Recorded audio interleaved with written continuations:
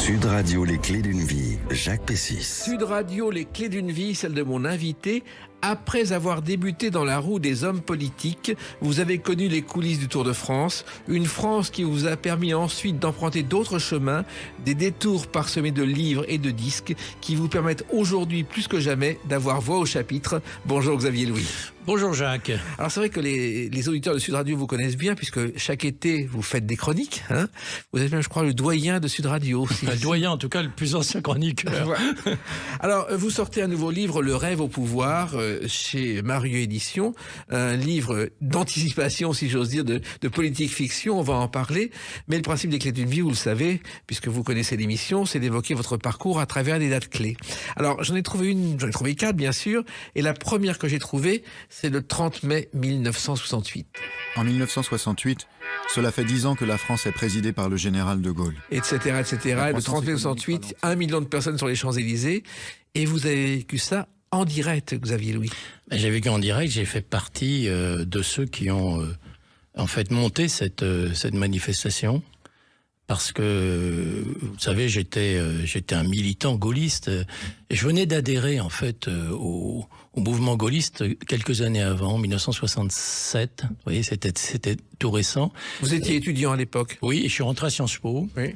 Et avec ma carte de l'Union des démocrates pour la Ve République, et j'ai créé un mouvement des jeunes gaullistes à Sciences Po, également dans le cadre du club Jeune France. Le club Jeune France, c'était un club gaulliste de jeunes gaullistes, un club de réflexion, on dirait un think tank aujourd'hui. Voilà. Et donc je me suis retrouvé, j'ai été élu à Sciences Po, avec un certain nombre d'amis qui ont fait carrière d'ailleurs, beaucoup de ministres en plus, futurs ministres, et nous avons essayé de résister à ce qui se passait, à ce mouvement gauchiste, et donc j'étais très en relation avec le CDR, les comités de défense de la République, qui avait été créé, le service d'action civique, donc avec la rue de Solferino, et à un moment, on est arrivé jusqu'à cette idée de monter une manifestation, pensant que le général de Gaulle avait quitté à la fois le pouvoir, la France, fameuse escapade à Baden-Baden, et on savait pas du tout ce qui allait se passer, on savait pas que le général allait revenir. Oui, parce que finalement, ce jour-là, il disparaît, vous, comme tout le monde, vous ignorez tout ce qui s'est passé. On ignore à ce moment-là, effectivement, ce qui va se passer.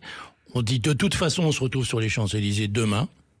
On se réunit, je me souviens, la veille au soir chez Michel Habib-Deloncle, le député du 16e arrondissement. Et puis on se distribue les brassards tricolores. On pensait qu'on allait au casse-pipe, pour être franc. Que vous seriez 50, quoi. Voilà, exactement. Qu'il y aurait plus de gauchistes en face de nous pour nous faire la peau, en fait, parce que c'est ce qu'on craignait. C'était très chaud. Les gens croient que c'était un joyeux chahut d'étudiants. C'était beaucoup plus chaud que ça, en fait. Je crois même que pour rentrer à Sciences Po, vous deviez faire appel à des gardes du corps, Xavier Louis. Oui, j'étais au bout de la rue Saint-Guillaume. Il y avait, j'étais pas interdit de séjour, j'étais accompagné quand je venais. Gaulliste, voilà, on était accompagnés. Mes petits copains du GUD d'extrême droite, eux, étaient quasiment refoulés. Mais quelquefois, il y avait des incidents qui pouvaient se produire, non ? Oui, enfin, c'était très chaud, mais plutôt, à Sciences Po même, c'était moins chaud. Ça se passait plutôt du côté de la Sorbonne, de l'autre côté du boulevard Saint-Michel, en fait. Mais là aussi, la Sorbonne, c'était aussi la fête. C'était fête l'amour et pas la guerre. Oui, enfin, on peut le dire comme ça. Ça, c'était la partie visible de l'iceberg. Et quand Jean-Yann a dit « il est interdit d'interdire », sur RTL, c'est devenu un slogan. Oui. Alors, donc, vous arrivez sur les Champs-Élysées, et finalement, il va y avoir un appel, et vous allez voir une foule déferler en quelques heures, Xavier Louis. C'est une image qui reste évidemment très forte dans ma mémoire. Je suis au pied des chevaux de Marly, place de la Concorde, et on a un transistor avec Pierre Habib-Deloncle. Et on entend l'appel du général. On était venus, on était très peu nombreux à cette heure-là. C'était bien avant le début, j'allais dire, de l'heure de la manifestation, puisqu'on faisait partie entre guillemets, du service d'ordre. Et puis, le général parle, la fameuse allocution. Et puis, quelques minutes après, on voit des foules, mais immenses, qui arrivent de la rue de Rivoli, de la rue Royale, du haut des Champs-Élysées. C'est inimaginable, on ne sait pas d'où ils sortaient. C'est extraordinaire parce qu'il n'y avait pas eu de car organisé, c'était impossible à l'époque. C'était vraiment, c'est la foule parisienne qui sortait de ses appartements, des caves, j'en sais rien. Et c'était effectivement des centaines de milliers de personnes sûrement, très impressionnant. Et c'est la force de la radio aussi. Le général de Gaulle, a lancé son appel du 18 juin, mais déjà dans ses premières mémoires qui sont sorties en 1930, il a dit que la radio était une arme de guerre au fil de l'épée. Il a tout de suite compris l'importance de la radio. Vous avez raison, et vous qui êtes un homme de radio, Jacques, vous y êtes sensible, et c'est vrai que c'est l'importance de la radio qu'on a retrouvée aussi, il faut le savoir, dans le cadre du Tour de France, par exemple, le rôle, dans le sport en général, le rôle joué par la radio et par les commentateurs radio, et les reporters. Alors il se trouve que donc les mai 68 se terminent, vous entrez dans la vie active, et vous allez travailler avec celui que Thierry Leluron a imité parfaitement. Je vous remercie d'être venus si nombreux à ce débat de l'Assemblée nationale.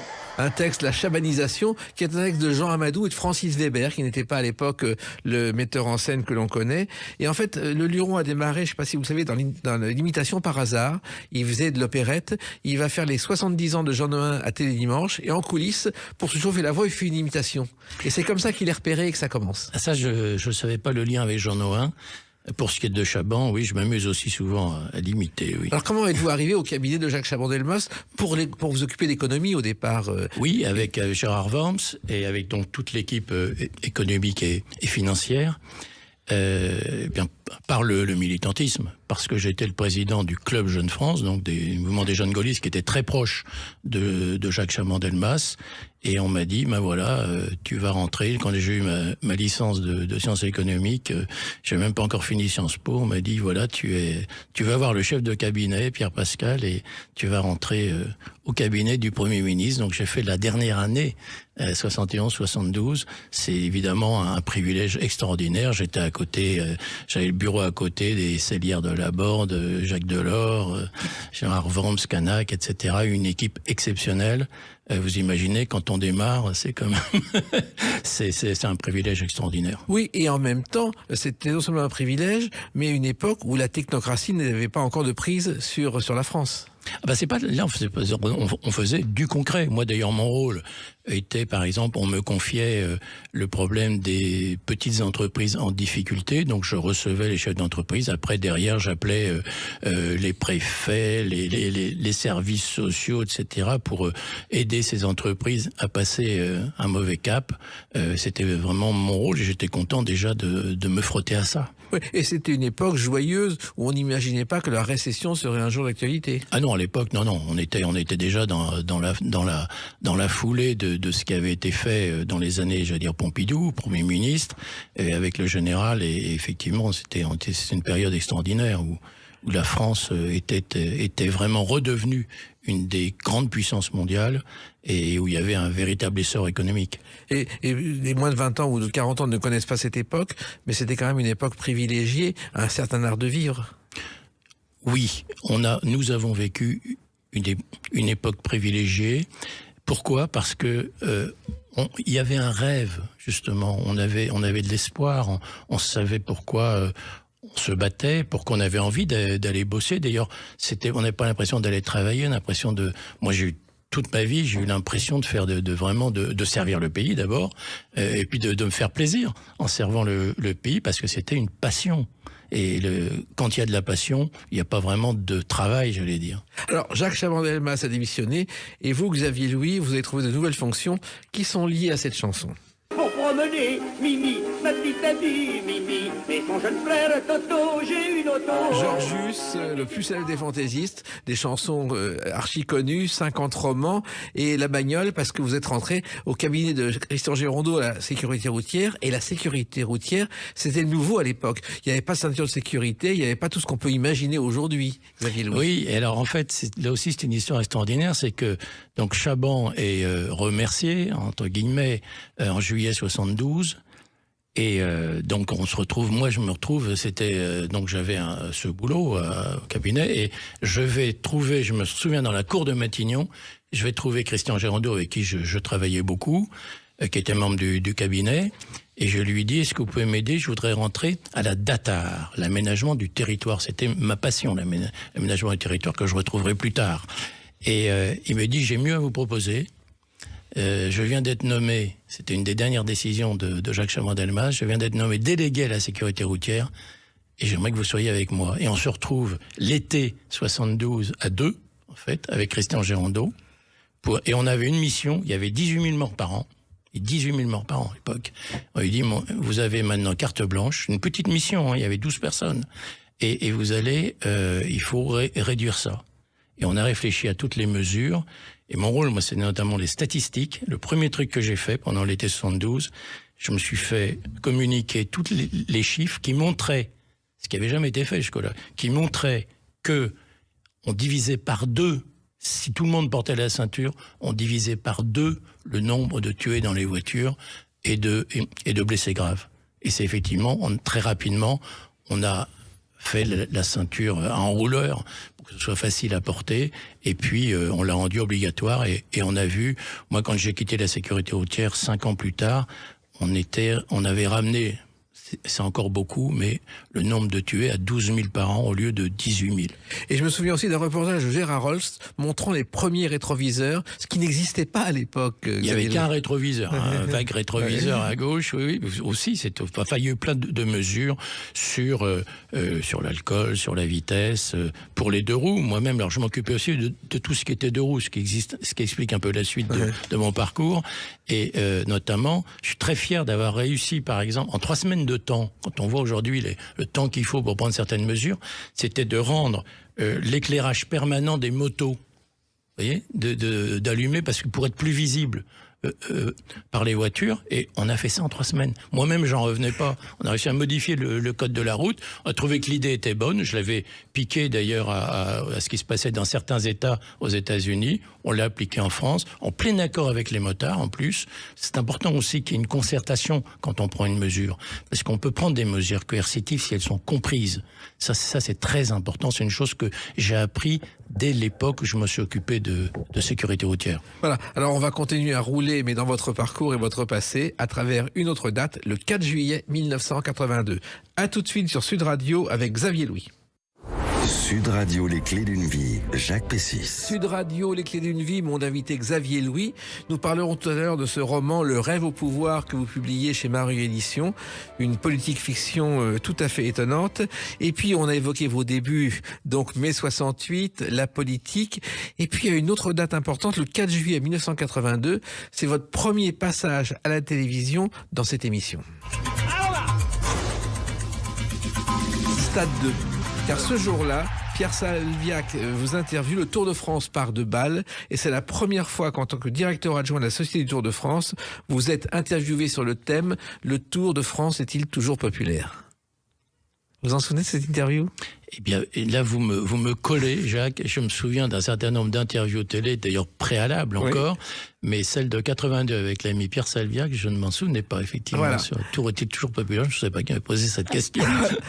le Tour de France, c'est venu d'abord, il y a eu un premier cycle, si j'ose dire, c'était Peugeot. Vous rentrez chez Peugeot et ensuite le Tour de France. Comment ça s'est passé ? Ça s'est passé que je quitte l'administration, donc la sécurité routière. Et je pantoufle en quelque sorte, je me fais embaucher par Bertrand Peugeot pour travailler au cycle Peugeot. Sauf qu'entre-temps, et on en avait parlé un petit peu avant, Félix Lévitan m'avait dit j'aimerais que vous nous succédiez à Jacques Godet et à lui pour être directeur du Tour de France. Et comment il avait pensé à vous ? Il pensait à moi parce que je m'étais occupé, quand j'étais à la sécurité routière, je m'étais occupé d'une part de la sécurité des 2 roues. J'avais créé la commission de sécurité à la Fédération française de cyclisme, où j'avais donc rencontré Félix Lévitan. Et en plus, j'avais, sur le Tour 75 et 76, j'étais sponsor en quelque sorte, pour la campagne de sécurité 2 roues, 2 fois plus d'attention, qui était sur tous les véhicules du Tour. Et j'avais été invité. Et j'avais suivi quelques étapes, ce qui était mon rêve, dans la voiture des directeurs. Et ils m'avaient un petit peu testé, en quelque sorte, à ce moment-là. Ils voyaient que je m'intéressais au monde du vélo, au Tour de France. Mais Félix Lévitan m'avait fait comprendre que tant que Émilien Amaury serait à la tête quelque part du Tour, hein, puisqu'en tant que propriétaire, il ne voulait pas entendre parler de successeur. Oui. Pour Jacques Godet, il faut Félix Lévitan. Et donc, en janvier 1977, décès d'Émilien Maury. Oui. Et je viens de rentrer chez Peugeot, en décembre. Et quelques jours après, Félix Lévitan m'appelle et me dit, maintenant, vous venez.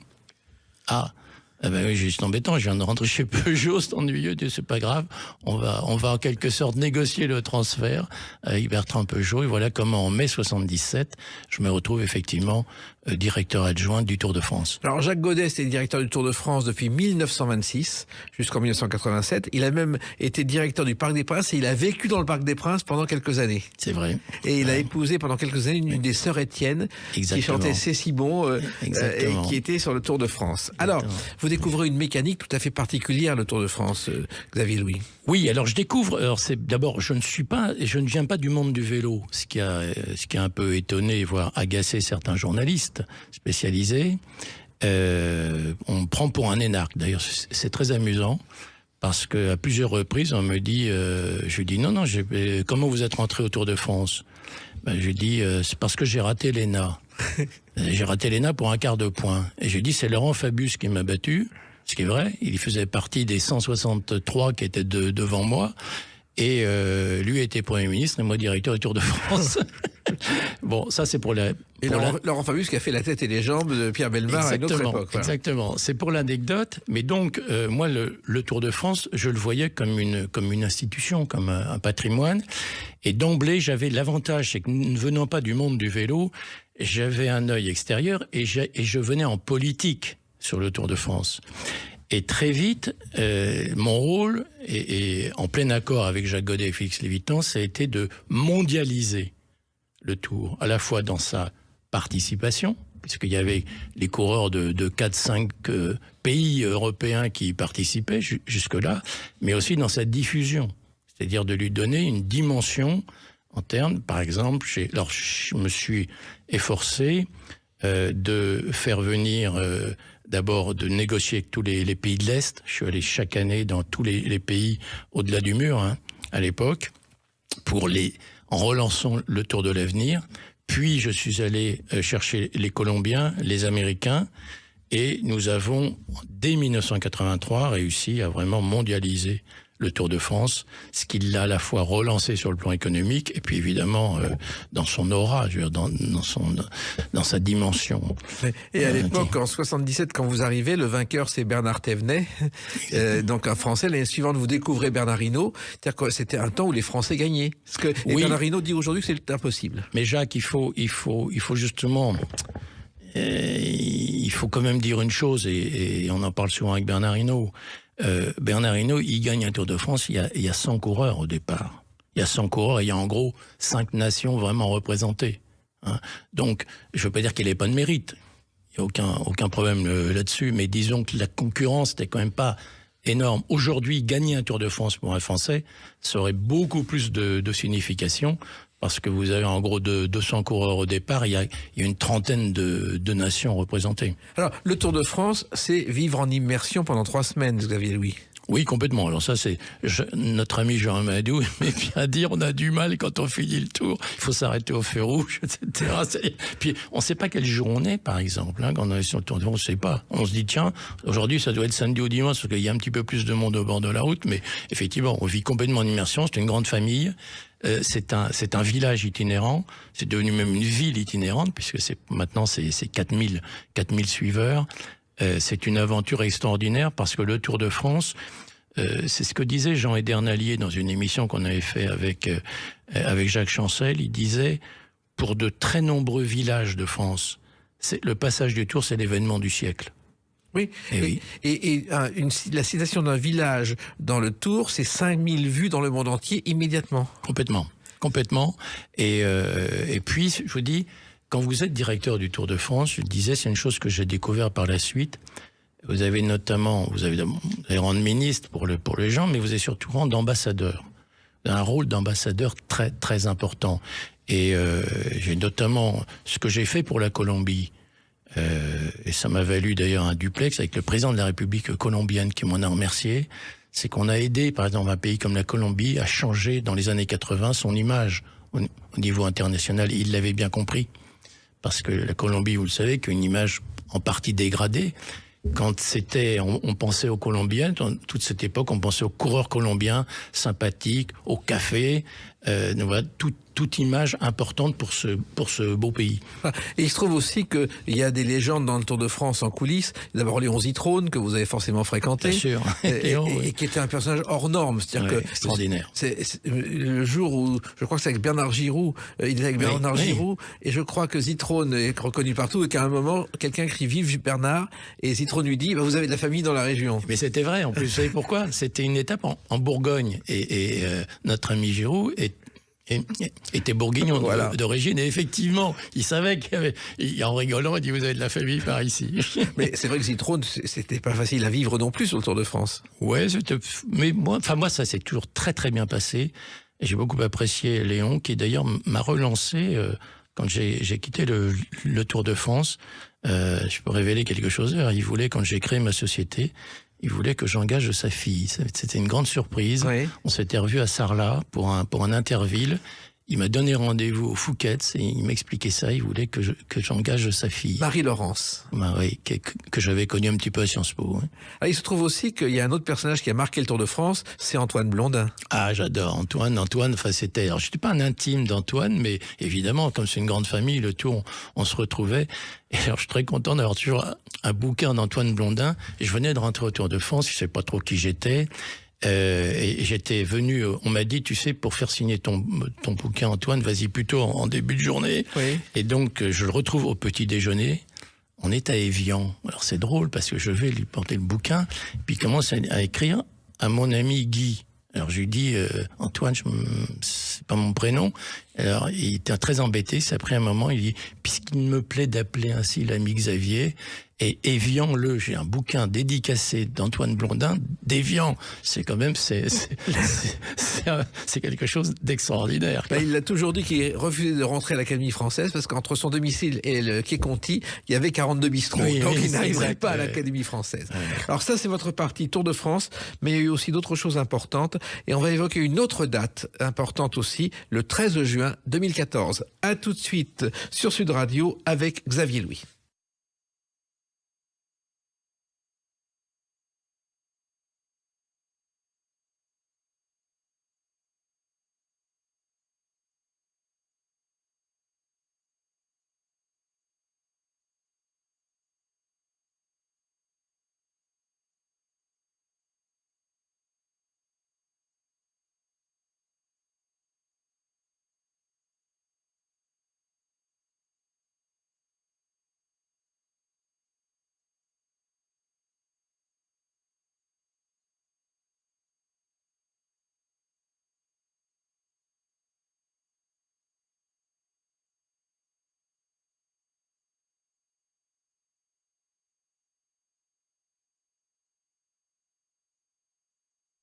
Sud Radio, les clés d'une vie, Jacques Pessis. Sud Radio, les clés d'une vie, mon invité Xavier Louis. Le rêve au pouvoir chez Mario Édition, on en parle dans quelques instants. On a parlé de la politique, de la sécurité routière, du Tour de France. Et comme vous avez beaucoup d'activités, eh bien, il y en a une autre qui est importante. Et le 13 juin 2014, il y a un congrès annuel qui pourrait être symbolisé par cette chanson. Il a le maillot et... Douce France, cher pays de mon enfance. Ce jour-là, il y a le congrès annuel des plus beaux des Tours de France. Et ça, c'est quelque chose qui est cher à votre cœur, Xavier Louis. Oui, c'est tous les ans, ce congrès annuel. Alors, le réseau des plus beaux des Tours de France, nos auditeurs ici, pour beaucoup, le connaissent bien, mais... Petit rappel, ça a été créé en fait avec Jean-Jacques Descamps à la fin du siècle dernier, en 1998, fin 98, pour rassembler sur le modèle des plus beaux villages les plus belles petites villes de France. Donc ça a été fait entre Sarlat et Loches, en fait. Loches qui est célèbre puisque Gonzague Saint-Brie organisait chaque année sa forêt des lyres, voilà. Tout à fait, oui, Gonzague est là-bas. Et Sarlat, vous avez été, je crois, maire adjoint. J'ai été maire adjoint pendant 2 mandats, entre 1989 et 2001, je crois. Et donc... et ça, voilà. C'était une idée nouvelle d'organiser ces détours de France. Ça n'existait pas. Non, il n'y avait pas de regroupement. Il y avait les plus beaux villages de France qui avaient été créés quelques années avant. Et on trouvait que c'était intéressant de se regrouper les plus belles petites villes de France pour offrir en plus une alternative à l'offre touristique française. De ne pas limiter l'offre touristique française, de la concentrer sur la Côte d'Azur, les châteaux de la Loire ou le Mont-Saint-Michel et Paris. Donc là, c'était de regrouper toutes ces villes qui méritent un détour. Les Sarlat, les Loches, Aubernais, Honfleur, Montargis, le Puy-en-Velay, voilà. Et donc, on les a regroupés dans ce réseau qui donc maintenant a passé ses 25 ans et qui est un réseau extraordinaire parce que vous êtes sûr de trouver des endroits intéressants à découvrir pour leur patrimoine matériel, immatériel. Je pense à la gastronomie, évidemment. Alors, il se trouve qu'au départ, ça a été compliqué parce que je crois qu'il y a eu une vingtaine de villes qui ont marché au début. 32. 32. La Et ensuite, année. et c'était pas évident d'aller plus loin. Et je crois qu'il y en a plus de 100 aujourd'hui. Voilà, alors on se limite à 100, à une centaine en tout cas. Il y en a 108 exactement à l'heure où on se parle. Et on veut rester autour de la centaine. En gros, il doit y avoir 200 villes en France qui répondent à nos critères, c'est-à-dire d'avoir quand même un intérêt de mériter de faire 40-50 kilomètres pour se détourner ou d'aller passer un week-end.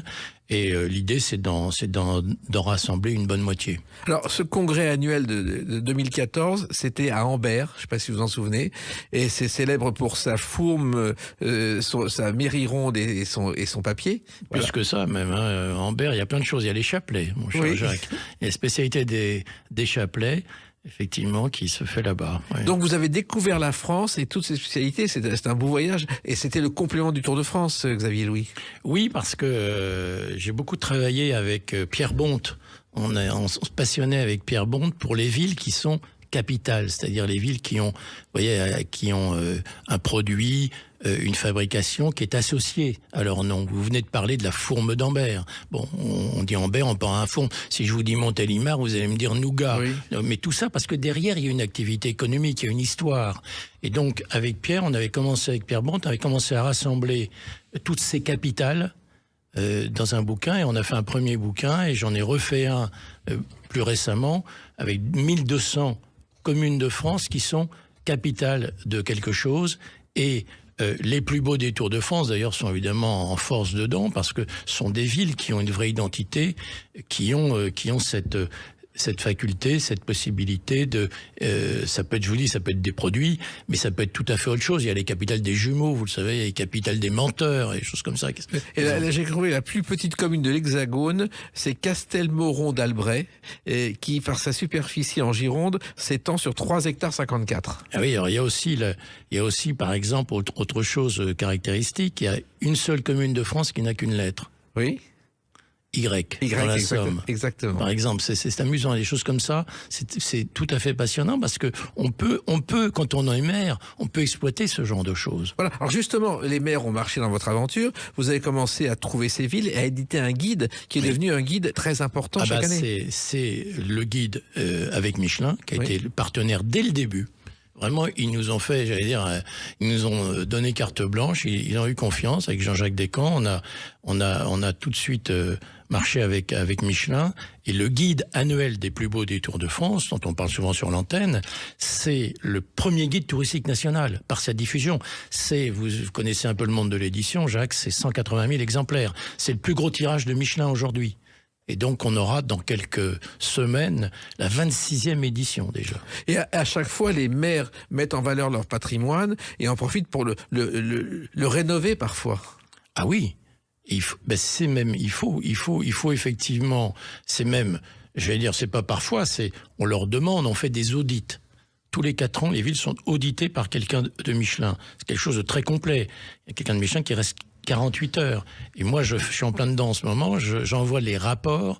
Je reprends, par exemple, on leur demande et on les aide pour ça.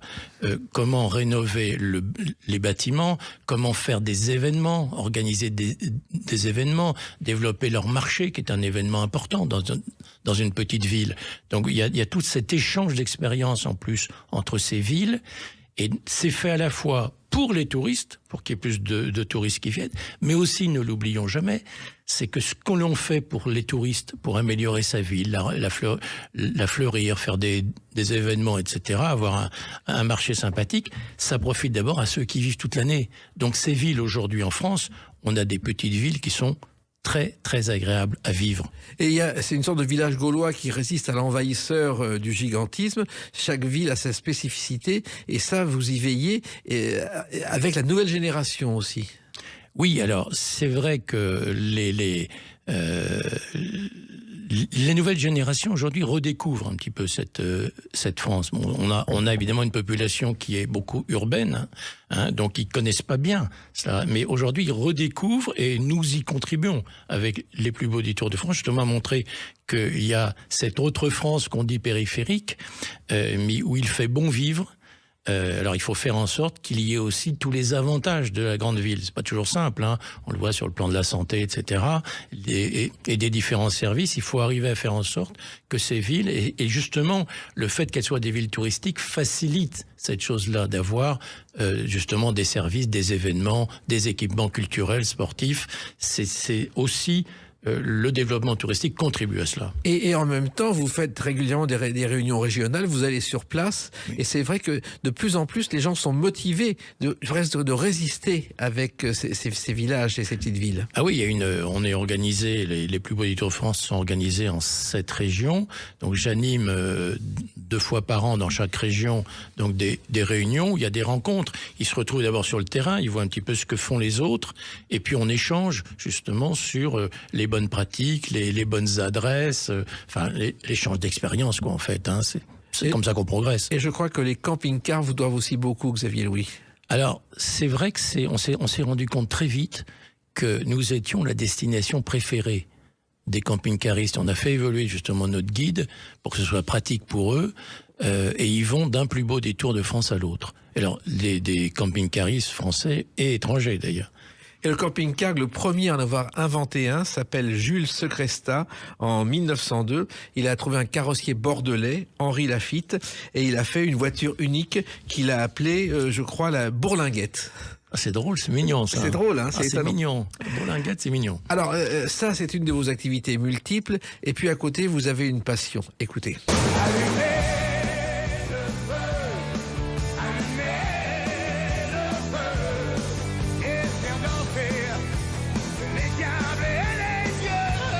Allumer le feu, ça, Johnny, ça, c'est au-delà de votre idole, Xavier Louis. Oui, alors Jacques, c'est très curieux comment j'ai découvert Johnny Hallyday. On est en 1960. Pour que chacun sache, Johnny sort son premier disque en mars 1960. Oui, qui est cassé à l'antenne par Lucien Maurice, non pas parce qu'il n'aime pas Johnny, mais parce que c'est exactement la même chanson que Dalida dont il s'occupe. C'était Itsy Bitsy Petit Bikini. Voilà. Et il se trouve qu'à ce moment-là, je vais, dans le cadre des échanges franco-allemands, je vais en Allemagne, à une ville qu'on connaît un petit peu mieux maintenant pour les amateurs de football, Leverkusen. Oui. Et je vais à Leverkusen, et il y avait cet été-là un tube en Allemagne, souvenir de Bill Ramsey, en allemand. Et je rentre à Paris, comme on voulait à ce moment-là, je voulais acheter mon premier disque presque, et je vais chez le disquaire de la rue de Passy, je lui demande souvenir de Bill Ramsey. Il me dit, je l'ai pas, je l'ai peut-être en anglais, j'étais déjà déçu. Elle me dit, non, je l'ai même pas en anglais, j'ai ça. Et il me sort un truc, Johnny Hallyday, souvenir. Je rentre avec ça à la maison, j'étais un petit peu surpris quand même, hein, imaginez là. Et puis je l'ai ramené l'année d'après en Allemagne, et là je me l'ai écouté en boucle, et je suis devenu, donc en 61, vraiment fan de Johnny, et là j'ai acheté tout par la suite, et effectivement je me suis beaucoup passionné comme beaucoup, hein. J'étais pas tout seul, comme vous le savez. Je suis passionné pour Johnny Hallyday. Oui, d'ailleurs, vous avez fait un livre, Son drôle de métier, qui a été édité chez Créo, parce que vous avez raconté, non pas l'homme, mais l'artiste. Oui, car l'artiste vous a beaucoup plus intéressé, Xavier Louis. Oui, parce que ce qui m'intéressait, je l'avais fait venir à Sarlat, quand j'étais maire adjoint chargé de la culture en 91, et j'avais découvert les coulisses. À la fois comment ça se passait, j'avais beaucoup discuté avec tous ceux qui travaillaient avec lui, et je me suis dit, je vais faire un livre. Pour raconter ça, j'ai eu cette chance de vivre les coulisses, de me faire expliquer ce que c'était que de préparer un spectacle comme ça, itinérant. Et donc j'ai interrogé tous ceux qui ont travaillé avec Johnny. Et pour la petite histoire, Jacques, je vais vous révéler que je travaille actuellement sur mon 14e ouvrage qui va rassembler quelques passions. Ça s'appelle Les Tours de France de Johnny. C'est-à-dire qu'en fait, je raconte tous les spectacles de Johnny, de façon, surtout tous les départements où il est passé. Ce qui est étonnant, c'est effectivement la précision de Johnny. Il faisait mine de rien voir et il voyait tout. Il venait aux répétitions une demi-heure, il repartait avec des instructions très précises à chacun. Ah oui, c'est un très grand professionnel, notamment quand, dans le livre Johnny, un drôle de métier, où j'avais interrogé par exemple les choristes qui me racontaient, les frères Filet me racontaient comment ils répétaient le matin. Johnny arrivait en début d'après-midi quand il était aux États-Unis et il disait il écoutait ce qu'ils avaient fait. Puis là, il disait, oh là, attendez, là, ça c'est bien, non, là, il faudrait m'ajouter une tierce, etc. Enfin, des trucs de professionnels, vraiment. C'était un grand professionnel, oui. Très grand professionnel. Et tous les grands shows qu'il a eus, il les a voulus, quelquefois contre l'avis de ses producteurs, à commencer par Jean-Claude Camus. Il voulait faire des choses insensées, de plus en plus jusqu'au Stade de France. Oui, alors encore que Jean-Claude Camus reconnaît, je lisais récemment un papier de lui, il ne savait pas trop dire non à Johnny, mais il y avait quand même une limite financière souvent. Parce que Johnny demandait un peu l'impossible. Mais Johnny, il demandait l'impossible parce que Johnny a toujours eu ce souci d'étonner ses fans, les spectateurs qui venaient le voir, donc il voulait toujours apporter quelque chose de nouveau, de grandiose, mais toujours très professionnel. Et ben vous aussi, d'ailleurs, vous avez fait des CD, je signale, le Chat l'Orange, c'est des adaptations de chansons très célèbres aussi, car c'est une autre de vos activités. Et puis vous surprenez aussi avec un roman qu'on va évoquer à travers la date du 25 janvier 2024. À tout de suite sur Sud Radio avec Xavier Louis. Sud Radio, les clés d'une vie, Jacques Pessis. Sud Radio, les clés d'une vie, mon invité Xavier Louis. Alors on a parlé de tout votre parcours entre la politique, le Tour de France, les détours en France, Johnny. Et puis là, il y a le 25 janvier 2024 est sorti un livre, Le rêve au pouvoir, chez Mareuil Éditions. Et là, c'est un roman qui est presque un retour aux sources, puisque c'est un roman qui se passe dans les coulisses du monde politique. Et vous imaginez qu'une femme pourrait accéder à la présidence de la République. Pourquoi avoir fait ce livre aujourd'hui, Xavier Louis ? D'abord une précision, Jacques, parce que justement on pourrait croire que c'est un peu lié à l'actualité. En fait, ce livre, j'en avais écrit une première version en 1989. D'accord. Donc c'était un moment où j'avais quitté le Tour de France, je venais d'être élu à Sarlat, et je voulais remettre dans un livre un programme politique cohérent, un peu comme je l'avais fait avec l'époque de 68 sur le gaullisme. Et alors j'ai imaginé, parce que c'était mieux de le mettre dans un roman que d'écrire un programme, c'était plus sympathique à lire, et donc j'ai imaginé à ce moment-là, pour que ce soit original, que ce soit une femme justement qui porte ce projet. À l'époque, effectivement, on n'imaginait pas une femme vraiment devenir présidente. Il y avait les femmes qui étaient un peu en avant, c'était Martine Aubry ou Édith Cresson. Enfin, on les voyait pas encore à la tête de l'État. Voilà, donc j'ai écrit et ce que je voulais, c'était proposer surtout. Ça a toujours été ma démarche depuis mes premiers pas en politique, quand je dirigeais le Club Jeune France. Je disais toujours aux jeunes, vous proposez des choses. Je me souviens par exemple d'avoir évoqué dans un autre mouvement qui s'appelait les 20 à 30 ans, au début des années 70, l'idée de la semaine de 4 jours, par exemple, qui aujourd'hui est pratiquement dans l'actualité. On l'avait imaginé à ce moment-là. Oui, ce qui est étonnant, Xavier Louis, c'est qu'à la fin de ce roman, il y a des propositions, et des propositions qui sont d'une actualité brûlante aujourd'hui. Certaines, mais il y en a qui ont été échafaudées à cette époque. Même en 89, l'idée du défi océanique, c'est-à-dire de prendre en compte, dans un grand projet pour la France, notre dimension planétaire. La France est sur 4 continents, et nous avons en fait le premier domaine maritime mondial aujourd'hui, et le seul qui est sur 4 océans.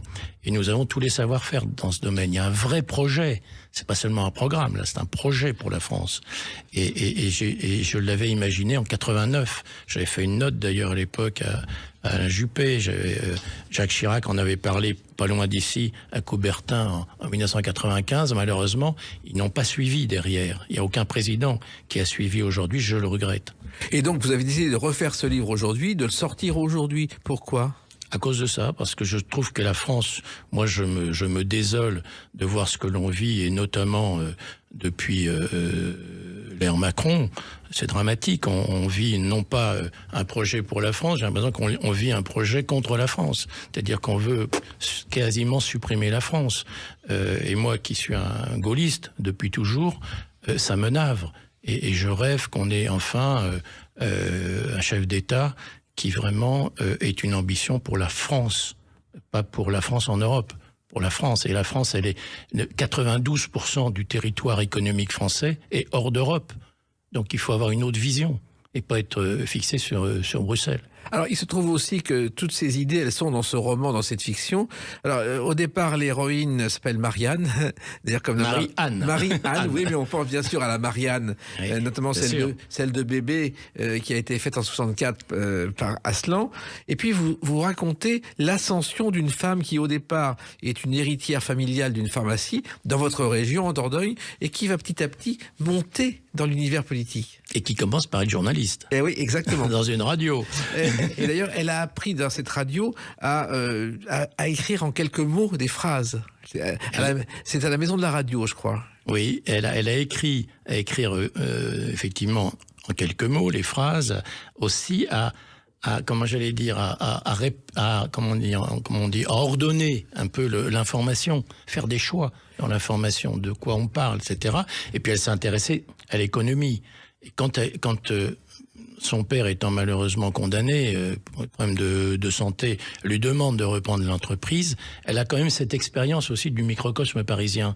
Mais elle revient les plaies dans l'anglaise. C'est pour ça que j'ai choisi cette petite ville de Nontron, qui est une sous-préfecture, comme on en connaît beaucoup dans notre pays, très enclavée. Et toujours en France, toujours. Voilà, très enclavée, mais elle se partage entre cette connaissance du microcosme parisien, où elle va revenir quelque part, mais aussi cette terre bien française du fin fond de la France, où on a les pieds sur terre. Oui, et où elle sort un dentifrice révolutionnaire. Oui, alors c'est pas elle qui l'a inventé, oui. Mais justement c'est amusant parce que on a trouvé quelque chose qui remplace le dentifrice, puisque c'est son entreprise, et du fait de pour développer son entreprise, eh ben elle est amenée à rentrer dans la politique complètement, puisqu'elle va devenir maire de la ville en question, et de là monter tout un mouvement politique qui va l'amener jusqu'aux portes de l'Élysée. Et il se trouve que par rapport au dentifrice, la première référence, j'ai trouvé par rapport à un dentifrice, Xavier Louis, dans un manuscrit égyptien datant du IVe siècle avant Jésus-Christ, on mentionne une mixture à base de sel, de poivre, de feuilles de menthe et de fleurs d'iris qui serait le premier dentifrice. Ah, c'est génial ça. C'est fou, hein. Ouais, ça c'est extraordinaire. Ça aurait beaucoup intéressé notre Marianne Dumay.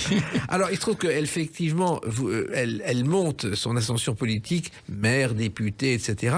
Et ça, vous avez bien sûr connu ce monde-là parfaitement, et vous l'évoquez en filigrane dans ce roman, Xavier Louis. Oui, j'ai la chance de connaître toutes ces coulisses. C'est ce qu'on m'a dit d'ailleurs, ceux qui ont déjà lu le livre, que c'était très intéressant parce qu'on découvrait comment tout fonctionnait dans la politique. Il y a même l'épisode du canard enchaîné qui lui tombe dessus. Donc il y a tout ce qui arrive dans un parcours politique. Oui, parce qu'elle est accusée par le canard enchaîné, elle va répondre, mais tout homme politique qui a une ascension se retrouve accusé d'une façon ou d'une autre. Le trafic d'influence, c'est le b.a.-ba, évidemment. Par définition, vous êtes politique, vous commencez à avoir le bras long, et évidemment, à un moment, on vous le reproche, alors que vous faites ça au service des autres, et puis à un moment, on vous le reproche. Donc elle est effectivement confrontée à cela, c'est intéressant. Mais surtout, si vous regardez bien, elle propose énormément de choses, y compris des choses très pratiques. Il y a notamment une mesure d'actualité que je trouve qu'on devrait, je ne comprends toujours pas pourquoi on la met pas en œuvre, c'est de verser la moitié des salaires le 15 du mois. Verser la moitié des salaires du 15 du mois, ça éviterait à des millions de foyers en France d'être dans le rouge à la banque. Ça, vous l'avez proposé à nos dirigeants, ils n'ont pas écouté ? Si on dit oui, t'as raison, c'est bien. Ah oui, mais attends, mais ça va être compliqué pour les entreprises, ça va être compliqué pour les entreprises. Je dis simplement, moi j'ai connu une époque où on était payé à la fin de la semaine. Donc je veux dire, c'est pas, et les entreprises, elles fonctionnaient bien.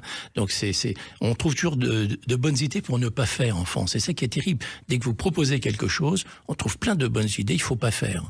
Et là, votre héroïne discute justement dans son laboratoire à propos d'une nouvelle formule qu'elle voudrait appliquer au personnel, qui est le partage. Oui, alors c'est le capital partage. Alors là, c'est pas c'est une idée ancienne, puisque c'est en fait, c'est à la fin du 19e siècle, il y avait à la fois Marx, qui réclamait le partage de la plus-value du capital, et le catholicisme social. Les papes, à l'époque, avaient fait des encycliques sur le sujet. C'est ce qui a inspiré le général de Gaulle après la guerre, qu'il a appelé, lui, l'association Capital-Travail. C'est simple, Jacques. Il suffit simplement de considérer que quand vous développez une entreprise, il y a une plus-value. Et soit vous la gardez pour vous, vous êtes le propriétaire, et vous rémunérez ceux qui vous ont aidé à cette croissance en leur donnant des primes, des intéressements, des dividendes, etc. Soit la loi vous dit, attendez, il faut partager cette croissance. Et alors là, il faut mettre en place un mécanisme que j'appelle le capital partage, et vous partagez, et du coup, vos salariés deviennent aussi vos associés, puisqu'ils sont aussi copropriétaires. Ils accèdent à la propriété de la croissance. On ne vous prend pas ce que vous avez. On partage le plus que vous avez dégagé ensemble. C'est ça qui est important. C'est une vraie révolution. On n'y est pas encore arrivé. Général de Gaulle a d'ailleurs quasiment été remercié en 1969.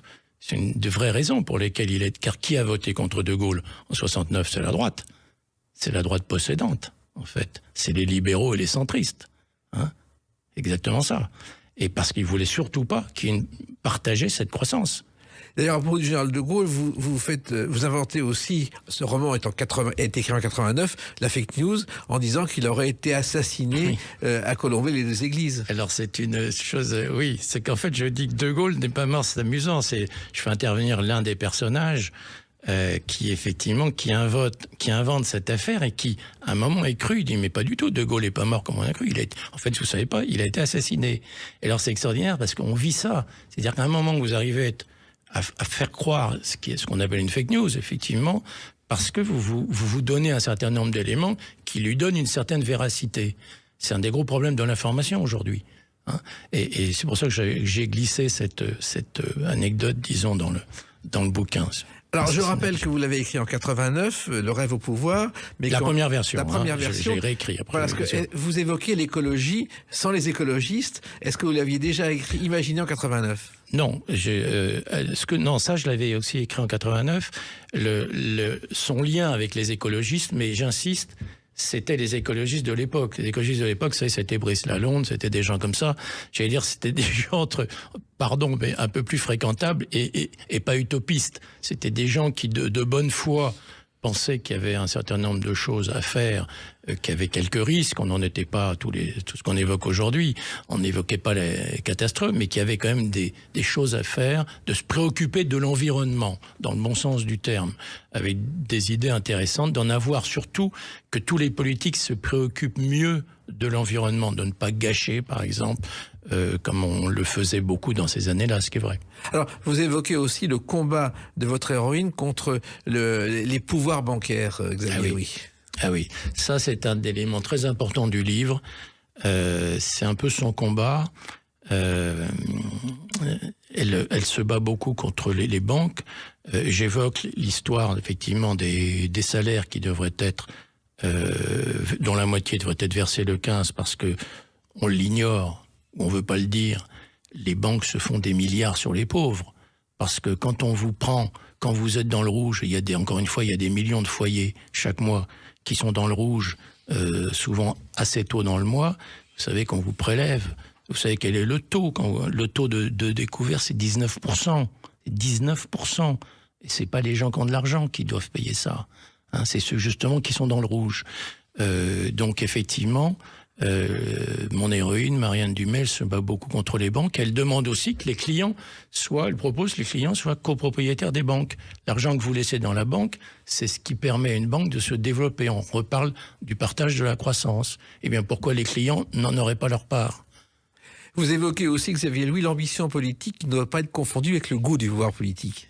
Ah oui. Parce que ça, l'ambition politique, souvent, c'est le goût du pouvoir et pas autre chose. C'est vrai.